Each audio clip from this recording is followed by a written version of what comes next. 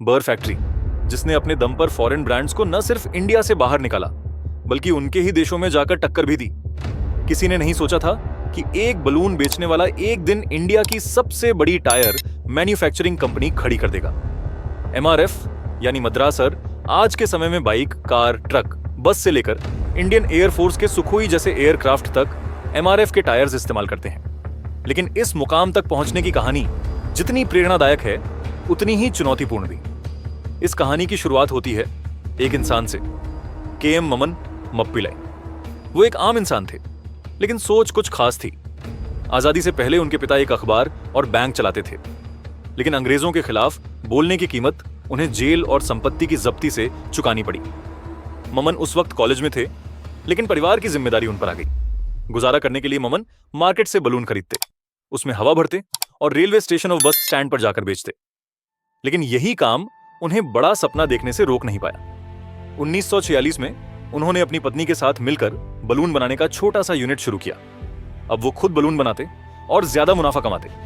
Balloon बनाते बनाते उन्हें आइडिया आया, बलून रबर से बनते हैं तो क्यों ना टॉयज भी बनाएं।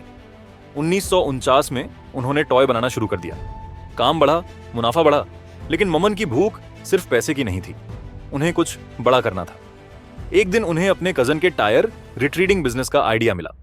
पुराने टायर्स पर नया थ्रेड पैटर्न चिपकाया जाता था, जिससे वो टायर फिर से चलने लायक हो जाता। लेकिन उस वक्त मार्केट में थ्रेड रबर बनाने वाले सिर्फ फॉरेन ब्रांड्स थे और उनकी क्वालिटी भी बेकार थी। ममन ने इस गैप को पहचाना। 1952 में उन्होंने थ्रेड रबर बनाना शुरू किया। क्वालिटी इतनी बेहतरीन थी कि 4 साल में ही 50% मार्केट पर कब्जा कर लिया। अब वो असली टायर बनाना चाहते थे, लेकिन मैन्युफैक्चरिंग का अनुभव नहीं था। अमेरिका की कंपनी मैन्सफील्ड टायर्स के साथ टेक्निकल कोलैबोरेशन किया और 1956 में टायर बनाना शुरू किया। कंपनी का नाम था मैन्सफील्ड टायर्स एंड रबर को। शुरुआत में सब सही लगा, लेकिन जल्दी ही असलियत सामने आई। मैन्सफील्ड की टेक्नोलॉजी अमेरिकन रोड्स के लिए सही थी, इंडियन कंडीशंस के लिए नहीं। टायर्स जल्दी घिस जाते, फटते और चलने लायक नहीं रहते। इसका फायदा उठाया डनलप, गुडियर और फायरस्टोन जैसी विदेशी कंपनियों ने। ये तीनों इंडियन टायर मार्केट पर पूरी तरह हावी थे। टायर का प्राइस, सप्लाई और प्रोडक्शन सब कुछ वही तय करते। कोई नई कंपनी उठ ही नहीं पाती। लेकिन एमआरएफ ने हार नहीं मानी। उन्होंने 1963 में एक रबर रिसर्च सेंटर खोला और इंडिया के लिए परफेक्ट टायर्स बनाना शुरू किया। अब उन्हें B2B से निकलकर रिटेल मार्केट में घुसना था। लेकिन OEM कंपनियां एमआरएफ के टायर्स लगाना ही नहीं चाहती थीं। इसलिए एमआरएफ ने डायरेक्ट कस्टमर्स को टारगेट किया, यानी वो लोग जो अपनी गाड़ी का टायर खुद बदलवाते हैं। लेकिन टायर्स तो सब एक जैसे दिखते हैं। भरोसा कैसे बने? एमआरएफ ने यहां मास्टर स्ट्रोक मारा। उन्होंने एडवर्टाइजिंग के फादर कहे जाने वाले इलेक पद्म सिंह को हायर किया। ट्रक ड्राइवर्स से बात की गई, पता चला उन्हें चाहिए पावरफुल और टिकाऊ टायर्स। इसी नींव पर बना MRF. Muscle man ad, TV, poster, billboards, हर जगह वही मसल मैन। और कस्टमर्स को भी समझ आने लगा कि अगर स्ट्रॉन्ग टायर चाहिए तो एमआरएफ लो। देखते ही देखते एमआरएफ का नाम गली गली में फैल गया। अब OEMs भी पीछे नहीं रहे। मारुति, हीरो, बजाज जैसी कंपनियों ने एमआरएफ के टायर्स लगाना शुरू किया।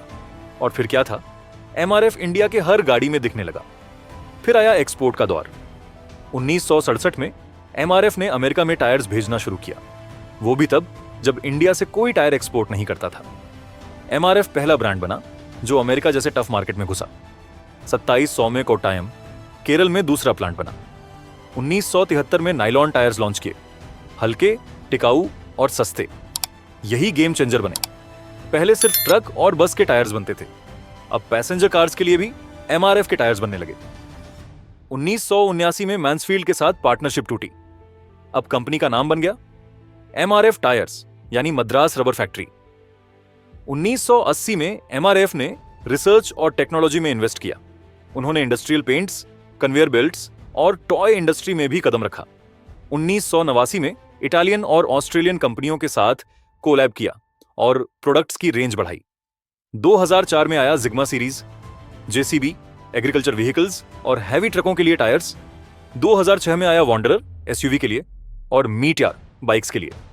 2008 में सुखोई फाइटर जेट्स के लिए एमआरएफ ने टायर्स बनाए। इंडियन एयरफोर्स भी अब एमआरएफ की क्लाइंट बन चुकी थी। टर्नओवर बढ़ता गया। 2007 में $1 अरब, 2011 में $2 अरब और आज $3 अरब से ऊपर सिर्फ एक्सपोर्ट से। लेकिन सबसे इंटरेस्टिंग गेम खेला गया मार्केटिंग में, जब उन्होंने सचिन तेंदुलकर और बाद में विराट कोहली के बैट पर अपना लोगो लगवाया। यह सिर्फ ब्रांडिंग नहीं थी, यह इंडियन प्राइड का सिंबल बन गया था। लोगों ने जाना कि जो खिलाड़ी दुनिया का बेस्ट है, उसके बैट पर जो ब्रांड है वही टॉप पर होगा। एमआरएफ ने क्वालिटी, R&D, मार्केटिंग और प्राइसिंग में बैलेंस बनाकर न सिर्फ इंडिया के मार्केट को लीड किया, बल्कि आज दुनिया के 65 से अधिक देशों में टायर्स एक्सपोर्ट करता है। आज एमआरएफ का शेयर इंडिया का सबसे महंगा शेयर है और इसका ग्रोथ इतना जबरदस्त है कि 2011 में अगर आपने सिर्फ 1 लाख रुपए के शेयर लिए होते तो 2021 तक वही 12 रुपए लाख बन जाते। एमआरएफ की यह कहानी दिखाती है कि एक इंसान जिसकी शुरुआत रेलवे स्टेशन पर बलून बेचने से हुई, अगर ठान ले तो दुनिया के सबसे टफ इंडस्ट्री में भी राज कर सकता है। यह सिर्फ एक कंपनी की सक्सेस स्टोरी नहीं है, ये इंडिया के आत्मनिर्भर बनने की कहानी है। MRF, built on dreams, driven by grit.